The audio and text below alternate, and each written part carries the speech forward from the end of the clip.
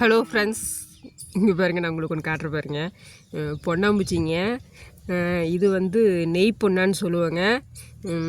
நிறைய பேர் இந்த 90s கிட்ஸ் எல்லாம் வந்து பொன்னாம்பூச்சி பிடிச்சி விளையாண்டவங்களுக்குலாம் அது என்ன பொண்ணான்னு தெரியும். நெய் பொண்ணா, பொறி பொண்ணா, இழந்த பொண்ணா அப்படி சொல்லுவாங்க. இது டக்குன்னு கீழால் வந்துச்சுங்களா, டப்புன்னு பிடிச்சிட்டு இது நான் வரைக்கும் கொஞ்சம் நேரம் அடைச்சி வச்சுருந்தேங்க. கொஞ்சம் வேலையாக இருந்துச்சா, சரி உங்களுக்கு ஒரு வீடியோ போடலாம் அப்படின்ட்டு அடைச்சி வச்சுருந்தேங்க.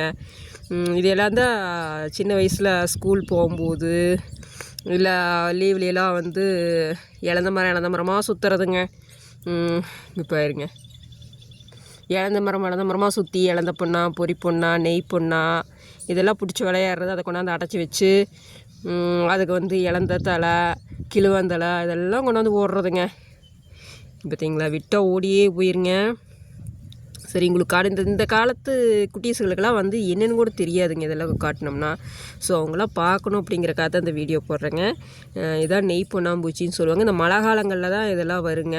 ஏன்னா அப்போ தான் இந்த இழந்த மரமெல்லாம் வந்து நல்லா தலைய ஆரம்பிக்கும். அந்த சமயத்தில் வந்து இந்த தலையெல்லாம் நல்லா சாப்பிடுங்க.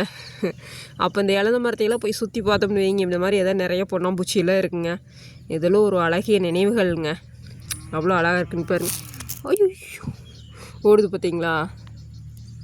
கொஞ்சம் இப்படி விட்டுருக்கங்காட்டி இப்படி போயிடுச்சு.